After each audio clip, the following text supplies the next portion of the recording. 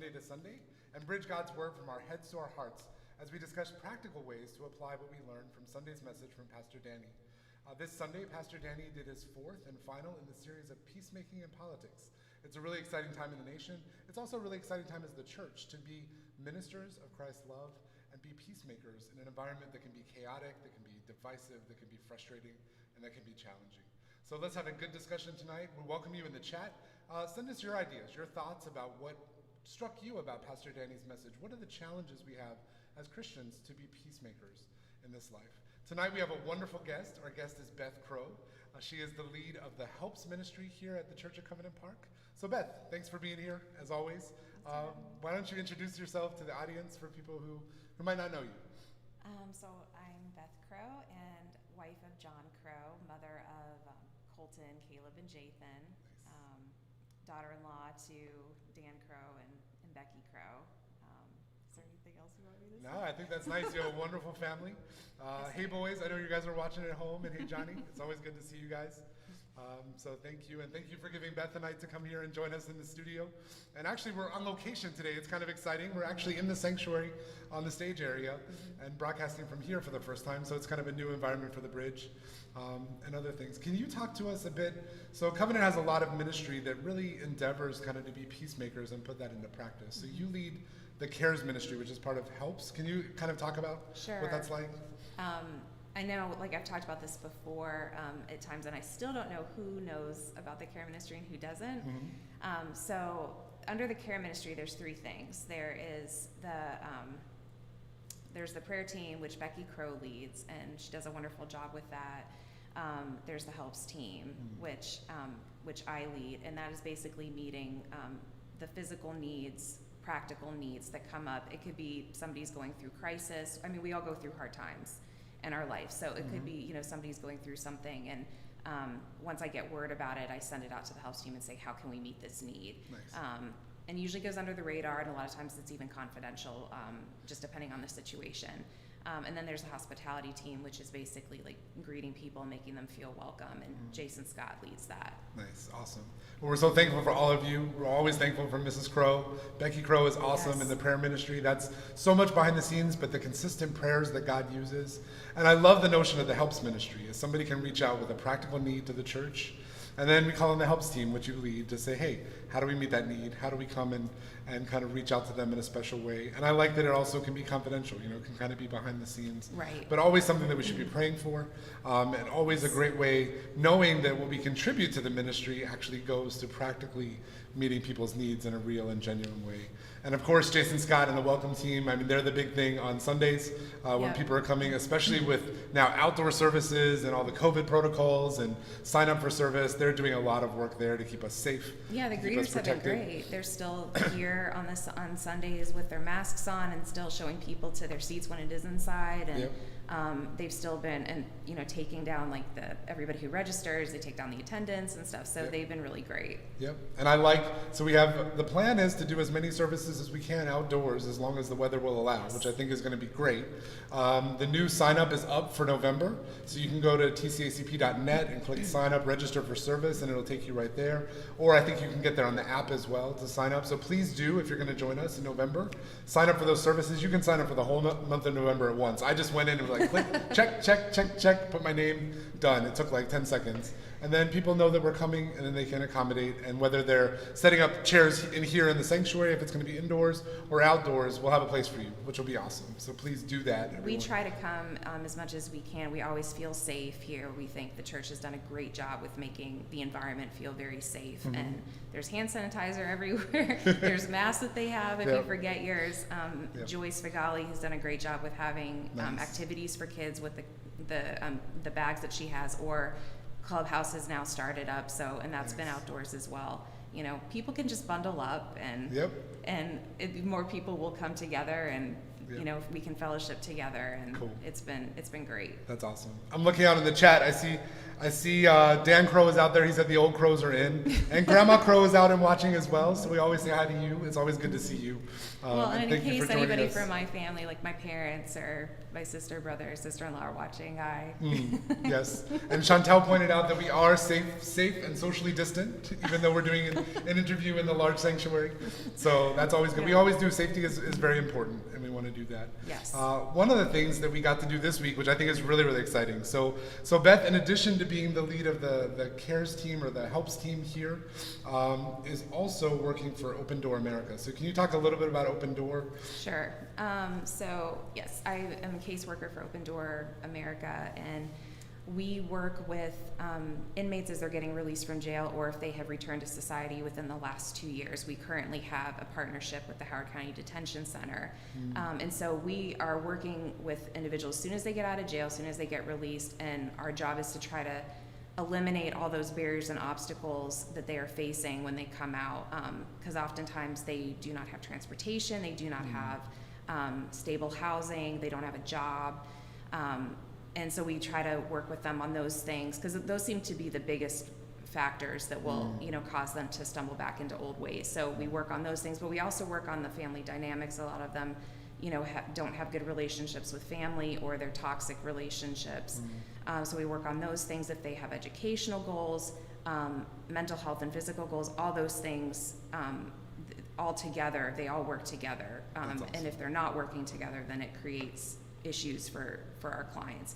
So we try to work with them as soon as they get out and just try to help provide them that safety net by doing weekly case management with them, and then meeting the needs, whatever those needs are. It's all very different for each client. Nice. That's really awesome. I think it's great that that you guys work and together with the Church of Covenant Park work to meet physical needs, practical needs, because it's really hard to address spiritual needs if somebody is hungry or thirsty or doesn't have a place to live or is worried about where they're going to get the next meal. Yes. We've got to take care of the whole individual, kind of, and Yes. we have a body, we have a spirit, we have a mind. We got to take care of all of that. So I think it's great, the work that you guys do at Open Door.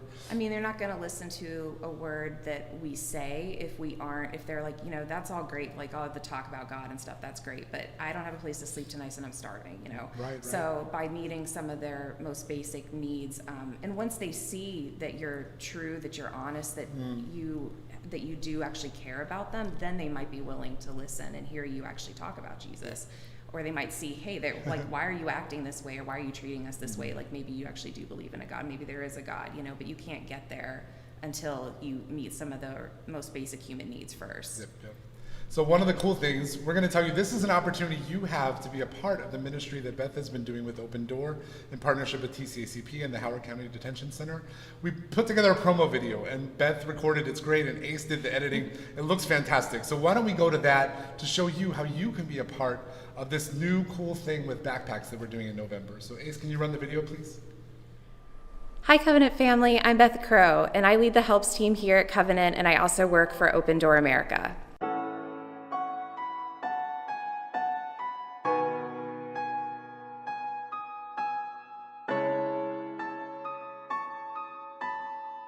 Open Door and Covenant are partnering with the Howard County Detention Center to provide backpacks filled with toiletries and other essentials for ex-offenders as they get released from jail.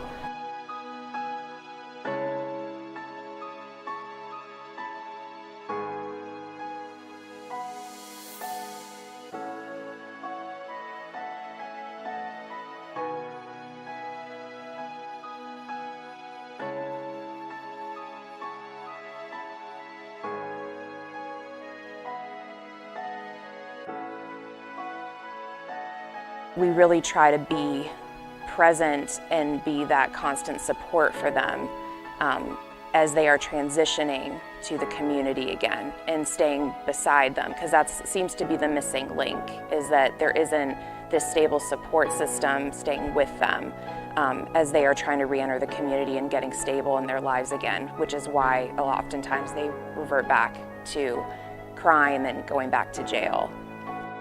Most inmates leave the jail with nothing but the clothes on their back. Providing them with necessary hygiene supplies will provide stability and show them compassion as they re-enter the community.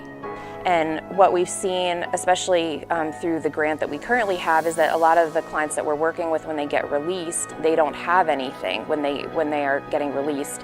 And that kind of shocked me a little bit, because I was like, you literally are not given even a toothbrush or toothpaste or anything. Like, how do you expect these people to get started?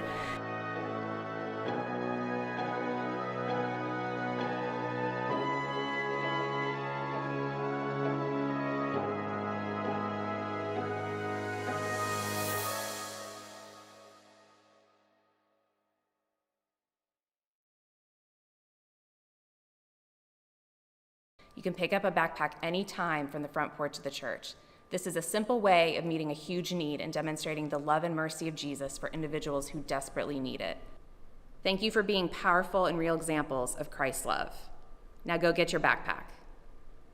Let's repeat the now go get your backpack again with enthusiasm this time, and look at the camera. Now go get your backpack. You don't have to use that one, I'm just kidding. We're going to use that one. That was great. All right, I hope you enjoyed that video. I thought it was great. Thanks, Beth, for putting that together. And I just put a note in the chat, go get your backpacks. I think this is awesome. And Beth said it with such enthusiasm at the end of the video, which I thought was great. But what a practical, this was a great, how did you come up with this idea? I thought it was so cool, the backpacks. So really it was just after working with our clients and realizing that they didn't have anything when they got out of jail, and then the caseworkers at the jail would ask us like, hey, they're getting out today. Sometimes it was like a surprise that they were getting released early, and then they were like, can you meet this need? And they don't have anything. And I'm like, well, I would have liked a couple days notice, you know? And so I just realized that with every person that comes out, they don't have anything. And it's like there's this expectation that they're supposed to just, you know, get released and they'll just be fine. Right. And then people are surprised why they may struggle. And so it's like we're just trying to equip them with some very basic things to help them get started. You know, just looking at some of the needs that they have, like just very basics, you know, toothbrush, toothpaste, floss. I told you the story about the floss, you know. Yeah. Where one of our clients, that's all that he asked for was literally just some floss. You know, just some very basic things that you would use. Like, what would you want if you were starting over and you didn't have anything? Like, what would you want? Right. I think this is a great idea. And it's so simple, but it's so genius, right? We can all kind of buy some toiletries. And the best thing, the Backpack Project will have it spelled out for you. It'll say, hey, these are the things you need to buy to fill up the backpack. You can do that in a way and really meet that practical need. Because, you know, I can't imagine what it's like somebody who's been in prison for either a short period or a long period and then coming out and having nowhere to go. And then you wonder too, like if they didn't have just the basic essentials, they might be tempted to go do something crazy because they need to survive. They need to eat, they need to, you know, all of that stuff. So this is a way we can really meet a practical need. So I thank you for providing us that opportunity. I encourage you guys who are watching, please grab a backpack, tell your friends about it. This is a really practical way that we can do some real good and show the love of Jesus in a practical way. This is a way that you can get friends, neighbors involved, other family members, if you know people from other churches that would want, I mean, there's no limit to this. And this is going to be an ongoing need. This is something that there's always going to be people getting out of jail. Yeah. So this is always going to be a need. And I did have some people ask like, well, why the backpack? And it's, you know, for most of the clients that we work with as well, like a lot of them don't have transportation, so they either need to use a bike or they need to walk. So imagine, you know, walking to get to an interview or even to your house or wherever. And if you're going to be outside a lot, it's easier to carry all those things. Or even if, you know, you're interviewing for something, you have papers or you have a folder or something, it's just easier to carry stuff if you have a backpack and if you're standing out at like a bus stop or something. Yeah, definitely. I always picture myself back before COVID in the airport and trying to manage like roller bags and having a backpack. It's usually easiest to manage with the backpack that's on my back rather than trying to carry these other bags and find a place for them. So it's, like I said, it's practical, it's simple, it's awesome. So thank you for coming up with the idea and giving us the opportunity. I'm so glad our church is on board with doing this because it's, I mean, you have these ideas, but you're like, well, nobody else may understand or, you know, be able to appreciate it. So I'm just thankful for that. Yep, cool. Well, thank you. I think I'm going to transition now. This is an exciting time in the nation.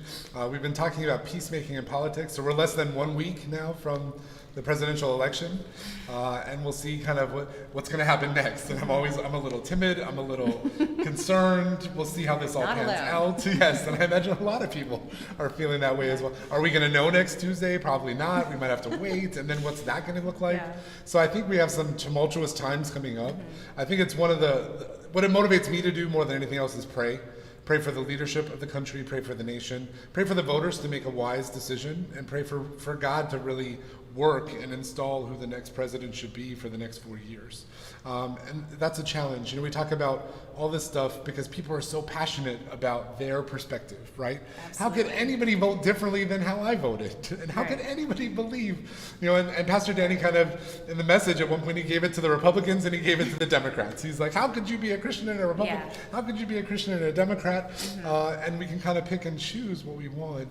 And I think that's tough. I think the title of his message was an interesting one. It was Unifying while Diversifying. So we have different perspectives. How do we bring those perspectives together? And I like the verse that he quoted. It was actually one, so Steve was the guest last week on the bridge, and he brought this verse up, and then Pastor Danny preached about it, and he had us all memorize it during the service too. Micah 6:8.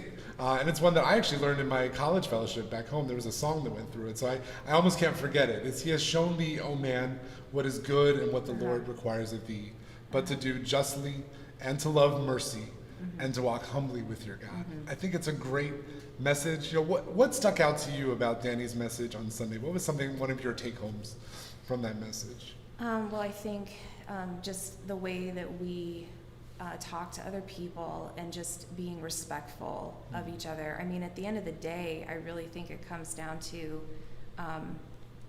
being kind and being thoughtful. It's all in the way that we do talk to people. Like, you can have an opinion and that's fine, but if you're going to be kind of hot-headed or rude about it or arrogant about it, people aren't going to want to listen to what you have to say.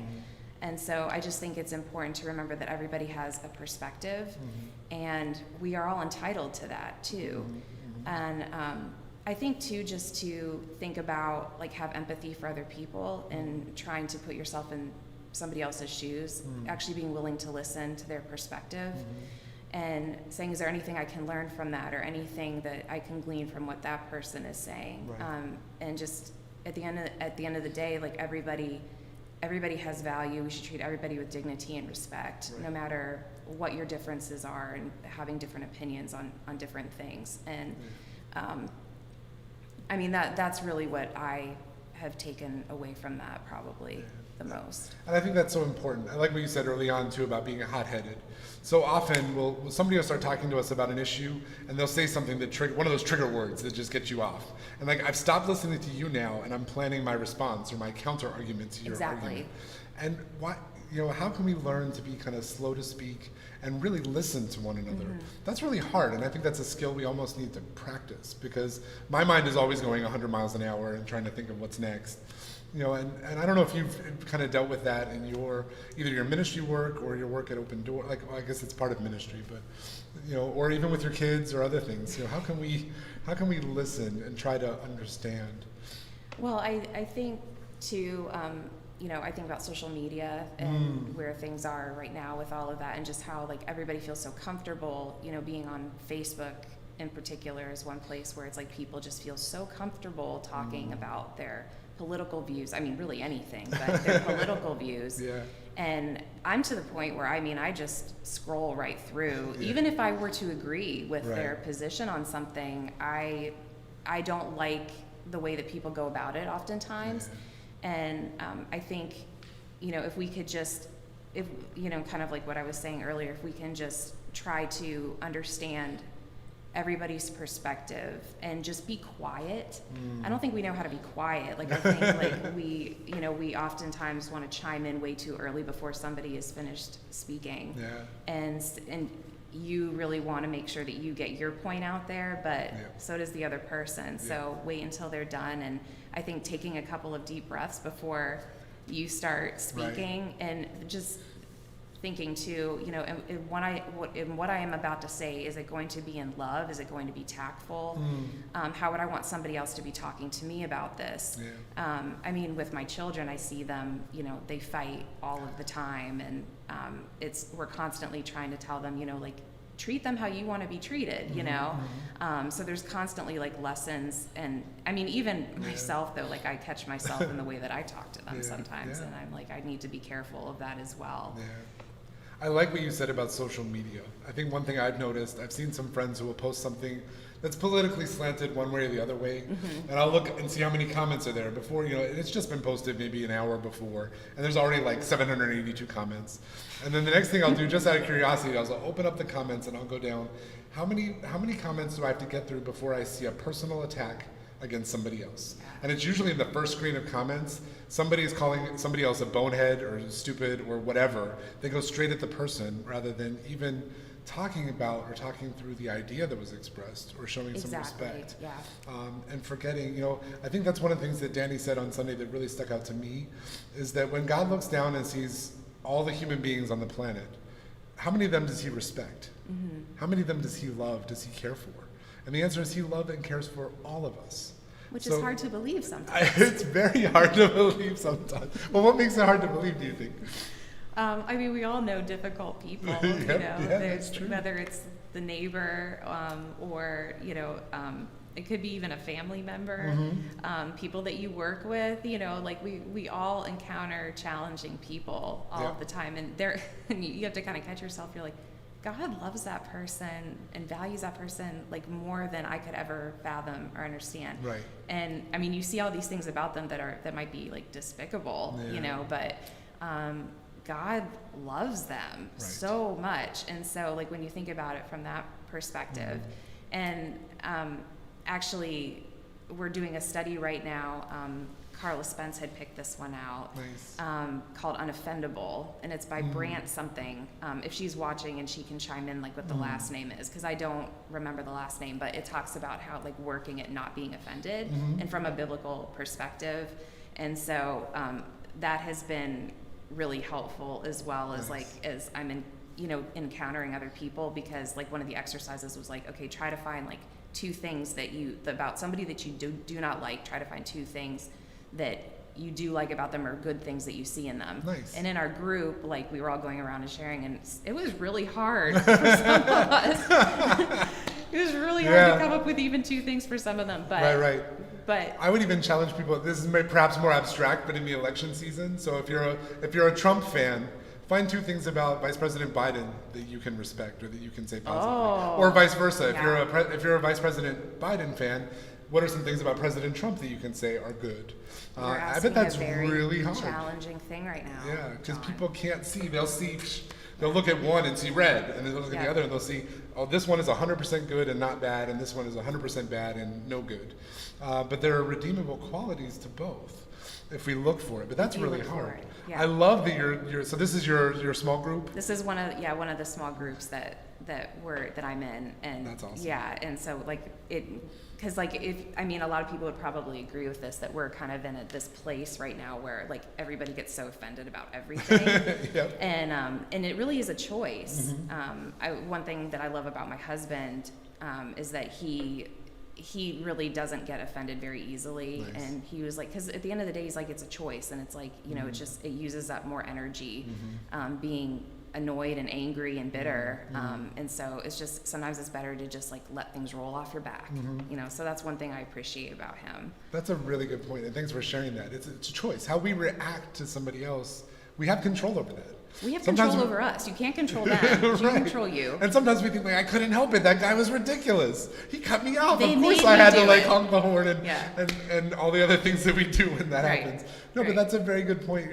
Johnny's very wise. And in fact, earlier he was talking about offending and difficulties, and he put in the chat, he's like, she's probably talking about me. Meaning that he was the one that bothered you or that made it difficult for you. So he's only sometimes. Only sometimes. Johnny, you guys are both so humble and so kind. So I'm glad. I'm glad that you guys are a part of our church family and really set a good example for all of us. Oh, thanks. So I think that's really good. Ace said Jon Crow. Not easily offended. Challenge accepted. So I think Ace is going to try. We'll see what we can do. I mean, Jon would always say, he's like, I grew up with 4 brothers, you know, Right. so he's developed a really thick skin. So he's like, you can say pretty much whatever, and it's not going to faze me. You know? And I'm the opposite. I'm very sensitive, and I get offended actually pretty easily, especially by him. So, anyway. So we don't have a perfect marriage. But who does, right? That's funny. So Danny talked about peacemakers. He said, justice is our goal, humility is our attitude, and mercy is our energy. I like the way he tied all of those together. Justice is our goal. So we want a right outcome, and God does too. God loves justice, you know, and God loves mercy at the same time. So he knows when he looks, and it's tough. It's such a challenge, right, when we think in our lives. I think God knows better than all of us, but we know if we think about it too. When we sin, when we screw up, it causes damage to ourselves. It causes damage to others. Yes. And there needs to be an accounting for that, because their consequences are real. Yes. That said, God, who's a just God, is also a merciful God. And he said, you know what, there is a consequence for that, but I'm going to pay that on your behalf. I'm going to send my son, the perfect one who never screwed up. I'm going to send him, and he's going to lay down his life so that you can have life anew. When you think about that, you're like, what? That almost sounds like the most unjust thing ever. And in many ways, it is. I mean, the fact that God was willing to do that on our behalf, it almost turns the accounting upside down. The God of the universe, who was perfectly pure and innocent, out of love, decided to lay it all down so that we, who are guilty and are screwed up and are hard to love, It doesn't make sense, you know. It doesn't make sense. It's not fair. it doesn't make sense. And sometimes for peacemaking, that it doesn't make sense, some of the things you have to do to be a peacemaker. But we can always look to Jesus as the example to say he was willing to do that.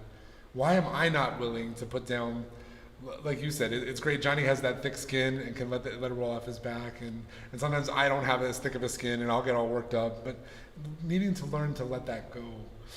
Needing to decide to forgive somebody even before they've asked for forgiveness. And that's always a hard one too. I'm always one that are like, say sorry.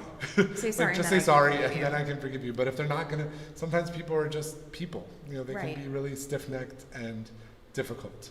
And I bet you see that sometimes in some of the work that you do at Open Door, right? Sometimes we have to speak the truth in love. You know, so how do you balance that when you need to speak truthfully, but somebody's done something that's like pretty bad, or somebody's relapsed, or somebody's, you know, how do you deal with that in the work that you do at Open Door with former prisoners? It is very tough. I mean, I'm not gonna lie, that's probably like the biggest challenge that I probably face, dealing with the clients that I work with, because I think that there's a balance between tough love and compassion. And I mean, for one thing, I can't relate to their struggles, and I try not to pretend that I do, because I mean, clearly, even just by them like looking at me, like one time they would probably be like, she has no idea like what I've been through in my life, you know. So like I try not to sit there and like judge them in a way that's like, well, you should be doing this and you should, because most of them have grown up in very destructive households, you know, been abused, or grown up in, you know, families where there's tons of drugs and crime, and so it's no wonder that they are where they are. Right. But typically what you know, I'll say to them is like, you know, like if you want help, for example, like with your rent, like we have funding to help with things like housing, transportation, employment. And so it's like, if they want help with their rent, then it's like, okay, well, you need to go to your NA meetings and your AA meetings and your group meetings, and you need to show up on time for our weekly case management meetings. You know, you have to be honest. Like you know, we're very forgiving and give a lot of second chances. I mean, I really couldn't do my job if I didn't, you know, allow for do-overs. Right. But they have to be willing to tell the truth if you're not going to acknowledge what you've done, and at least be honest about it, like confessing what you've done and then repent. You know, like you have to acknowledge that, or we really have nothing to go on. So as long as you're willing to acknowledge what you've done, then we can move forward and we can make a plan going forward. And usually, you know, like actually one of my clients that that is in treatment right now, he had relapsed a couple of weeks ago. Oh, wow. And when I talked to him, he was in a very, very dark place, and he wasn't admitting it that he had relapsed. But he had other health conditions like HIV, and he ended up having like MRSA and cellulitis and stuff like that. Oh, like this was wow. all happening That's at the serious same stuff. time. Wow. And when I was talking to him on the phone, he actually answered my call, which I was shocked that he did. But when he did, he wasn't admitting that he had relapsed, but he was like crying on the phone, just saying he's never been this afraid of death before. He's never been at this position in his life before. Wow. But he still wanted help with like some of his bills and like his car insurance for that month. And I said, listen, like right now your health is the top priority, and in order for us to consider helping you, I said I need you to go to the hospital. Like you need medical attention. Because he had shown me some pictures of like some lesions on his body, so Wow. I could just tell that this wasn't something he could treat on his own. And so I just said, you need to let me know once you're at the hospital that you are there and that you're getting the help that you need. And it was probably a week and a half later, and he did actually call me and text me and let me know that he was there and he was getting help, and now he's Good. in a treatment facility. Good. But so we do want to work with people and give them those second chances and show them compassion, but we also say, okay, but you also need to do these things as well. So we don't have a problem, like we want to be there for you, but sometimes you have to give them tough love as well. Like they need to hear those hard messages. Yeah. I'll say out the chat, if you guys have any questions for Beth. Beth has such great insight and such experience in peacemaking. So if you have any questions, feel free to drop them in the chat and let us know, and I'll communicate them to Beth when they come in. We're getting some good feedback too about accountability being important. Chantel made that comment as well. Yes. Kind of needing to be accountable. I like what you said, just needing to admit, hey, I screwed up. I'm sorry. Yeah. How can we move forward? Everybody screws up. Yeah. I mean, my problems may not be, my mistakes may not be the same as one of my clients, but I mean, we all make mistakes. Like we can all look back on our life, and some of them have been pretty big ones, so, and thankfully, I've had a stable family support system, husband, like people there to help me through those times and forgiven me, and God has already forgiven me, so, but yes, accepting responsibility I think is key. Yeah. And then for us, when we're working with somebody who's clearly made a mistake and is willing to admit, I think Pastor Danny used a big word, so I want to get it right. He talked about fundamental attribution error, which he said was a cognitive bias that happens when we see what a person does and then we attribute that to a character flaw. So in English, he said, just because they made a mistake doesn't mean that they're a flawed person. We all make mistakes because we have that sin nature in us, but it doesn't mean that that person is beyond help, but we all make mistakes. And I love how you said that. We all make mistakes. And it's okay for us to admit that to one another. I think that's a part of Christian fellowship. That's a part of life in general. Being accountable, like Chantel said, being willing to say, you know what, I screwed up, I'm sorry. Can we move forward? Right. How can we move forward? How can we move forward? And oftentimes it's like, I want to help you. How can I help you? And to not be stuck in that, because I think that's also another problem that I see in clients, but I mean also just people in general, is like they get stuck in the shame and in the guilt of what they've done. And especially for like ex-offenders, when I'm working with them, they have that criminal record that follows them around everywhere they go. Yeah. So it's like, even though they might want to turn over a new leaf, they want to change their lives, they've got this criminal record now, which means maybe they can't rent an apartment, because of that. Or, their family won't take them back in because they don't trust them, or they can't get a job because their criminal record shows up. So it's really hard for them to move forward in their lives, which is why a lot of times they get so discouraged and like it was easier just being a criminal and living in jail, Wow. That's really tough. That's really tough when you think about getting to that point too, where you're wishing you were back in jail because life outside is so difficult or so challenging. Either because of mistakes you've made and people who won't forgive, or just, there's so many reasons, right? That they could get to that point. And that's really tough. A lot of people actually feel more comfortable in jail and in prison than they do living on the outside, because at least when they're in jail, like things are more scheduled, controlled. That's all that they've known. Yeah. And so being on the outside, it's hard work. They have all these things in front of them that they have to face. Yep. Pastor Danny put a verse from James in the chat. James 5:16, it says, confess your faults or sins to one another so that you may find healing. And I think that's an important thing to do. It's a really important thing, and it's hard. It Nobody is likes to hard. admit when we screwed up. Nobody wants. Right. We'd rather hide it in a corner so that nobody will ever see and ever find out. Especially depending on what it is. Yeah. You know. So yeah. So it's important, and I like that. That's kind of a part of your ministry at Open Door as well, because I think that's helping people really take accountability for their actions and know that it's not always the devil made me do it or the situation made me do it or whatever. It's I messed up. How do we fix? How do we move forward? And the best thing is there's always in Christ there's always a second chance, which Yes. is nice. Which is again it's one of those kingdom economics that it's like really yeah his love never fails. He never runs out. he's got it all, and he's willing to give that to us. He just wants us to kind of turn to him and receive the gift that he's offering to all of us, peace with God through Christ. Nothing we have to earn. And it's so backwards. We're always about like if you do good things happen. If you do bad things Right. happen. And there are consequences and accountability for our action. But at the end of the day, God's like, look, I've offered you a free gift in Christ. And because of that surpassing greatness, that wonderful grace without limits, then you can in turn love one another. Love one another as I have loved you. Imagine if we're responding to God in love. We're allowing him to work through us and not letting all the junk get in the way. I think that what a wonderful what a wonderful place it would be, endeavoring to listen to one another and looking for the peaceful solution rather than I got to fight now because somebody's offended me or I've got to Right. claim my rights. I think Pastor Danny talked a lot about that too. Like, yes, you have a right under justice to claim your rights, but is that always the wise thing to do? Do we always have to say, well, this is what I deserve, and I have to get it?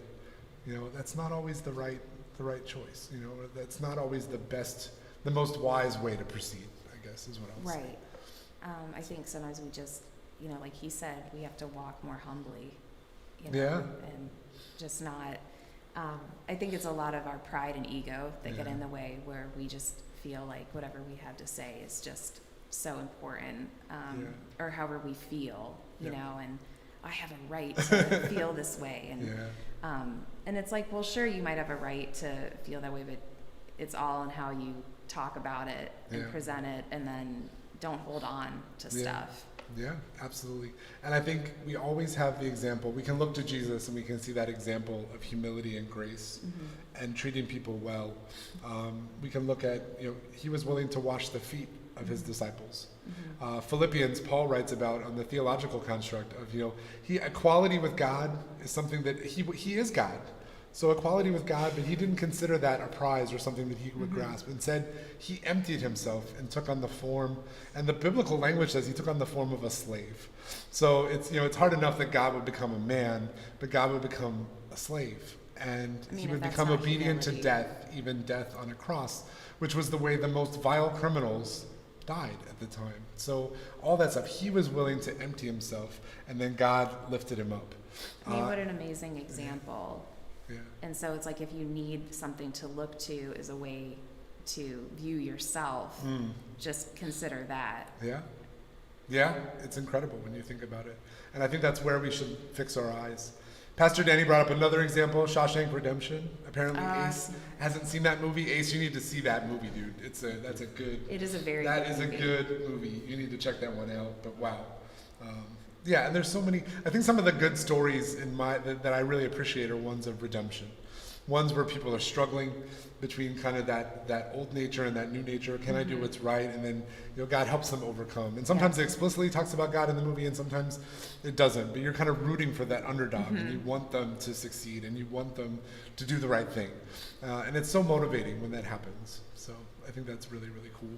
So one thing that I'd like to touch on, because I think this is an important one, and perhaps this will be our last topic for tonight, but Pastor Danny talked about, he said you cannot have a significant relationship without sacrifice. So how is that true in your life, or how have you seen that work out? Well, I mean, I don't know how you can have like a real, authentic, loving relationship without some sort of sacrifice. I mean, and it can be in little ways or big ways, but I mean, I have to sacrifice some of my own personal desires or wants sometimes in order to make my husband happy or for my kids. I mean, definitely, I think being a mom, like, it's all about sacrifice. I mean, you sacrifice sleep and you sacrifice having quiet time, like time to yourself, and just being able to do whatever you want to do. You know, like that's what comes to mind first. So it definitely, I think, if you want to have like a real relationship that's going to keep growing, at some point along the way, there's going to have to be some sort of sacrifice. If it's meaningful to you, if it means something to you. And that could be true in a family relationship with your spouse or with your kids. That could, I imagine, also be true in your relationship with your clients at Open Door. Once they see that you're willing to make sacrifices for them, they're like, wow, you know, it's more than just lip service, I care about you. It's actually practically, I care about you. I've given up time with my family. I may have given up money or resources or whatever it is so that I can help you get from point A to point B, to fill a backpack, to give supplies. Like I said, it's simple, it's straightforward, but it meets a real need.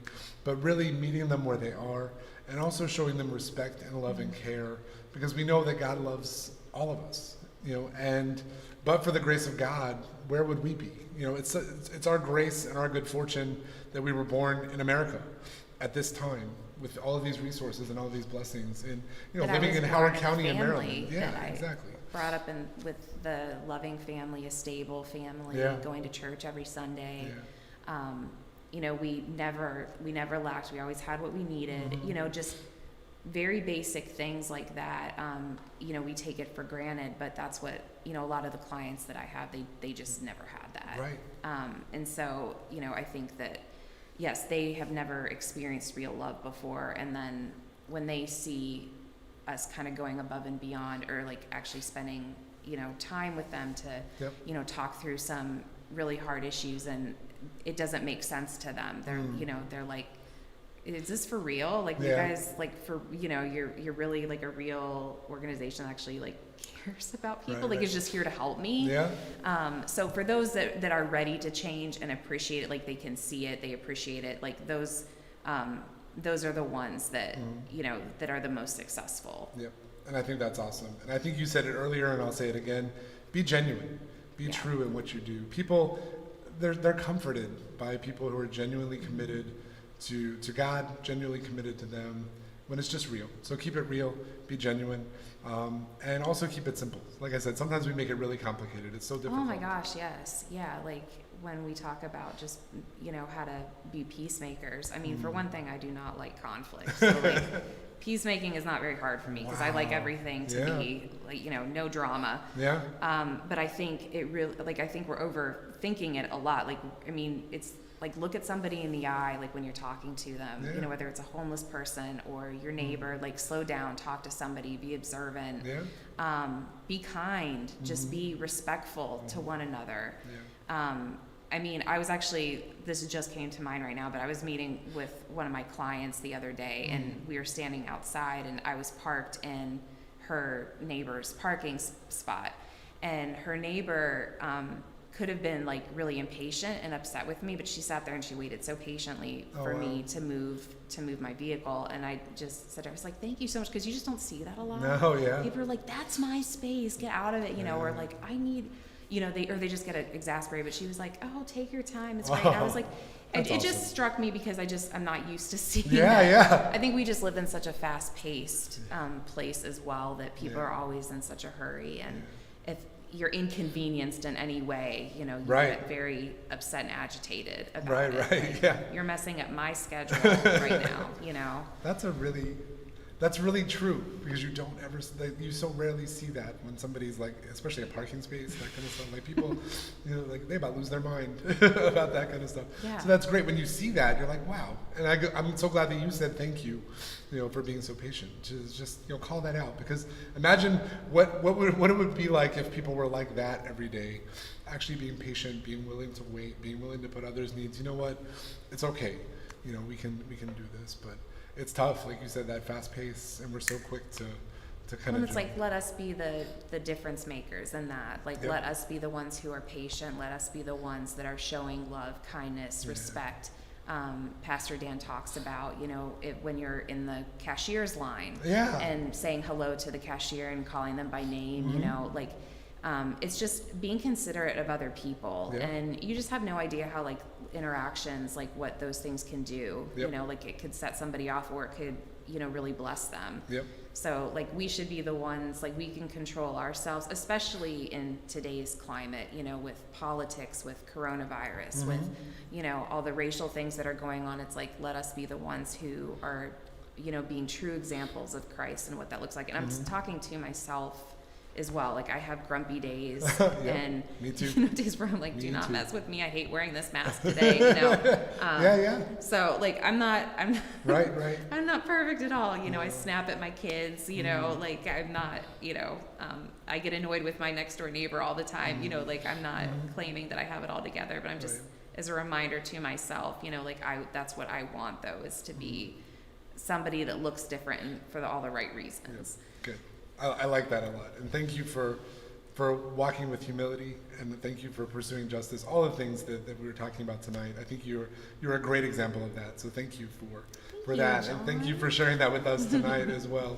I know at the end of the bridge, I always like to close with a song recommendation. And Beth came when she sat down, she's like, I have a song recommendation too. So we're gonna give you 2 songs tonight, which I think is good. So Beth, why don't you start with your song recommendation? So anybody who's familiar with Zach Williams, but his version of No Longer Slaves, and if you look at the YouTube video of it, that's very moving. I can't really watch it without tearing up, and it's probably because of the work that I do, which is why it hits me so much. But it's just a really great song. And that's the one where he's performing that song in prison with the prisoners, right? Yes. Yeah. So it's called No Longer Slaves by Zach Williams. So check that one out.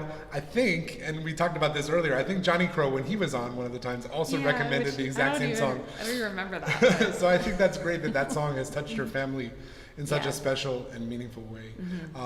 The one that encouraged me this week was Authority by Elevation Worship. And I've probably recommended that one before in the bridge as well. But a lot of times we look around, there's so much darkness around, especially when we talk about peacemaking, politics, and so much doom and gloom. And I love the part of the song that says, the darkness fears your voice that drove it back before. And though the night is long, I know that your light will drive it back once more.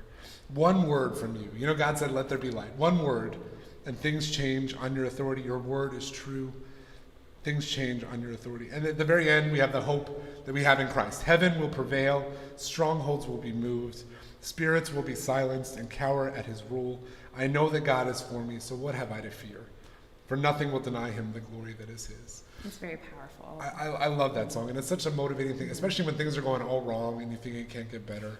Knowing that God just says the word, and darkness can't fight him. Darkness can't do anything about it. So we have a God that loves us. We have a God that we can pray to in our times of need, and we know that he's working. I love what you were saying about the ministry to those in prison, to those who are forgotten. Like I said, go get your backpacks. We'll check out that video. We'll probably have it posted shortly independently on the YouTube channel as well. And that's one, please share that video about the backpack project with your friends, with your coworkers, anyone can contribute here. And I think that's great. If you found tonight's discussion meaningful and exciting, please share it with your friends. Subscribe to the TCACP YouTube channel. Send it along. I think there's a lot of good stuff that we're doing online. Great wisdom from Beth Crow. Everyone should hear about it. So please light up your social media and let people know about it. So thank you all for being here. It's great. And we'll see you next Wednesday on the bridge. So have a good night. Thanks for being here, Beth. Thank you. Good night, everyone.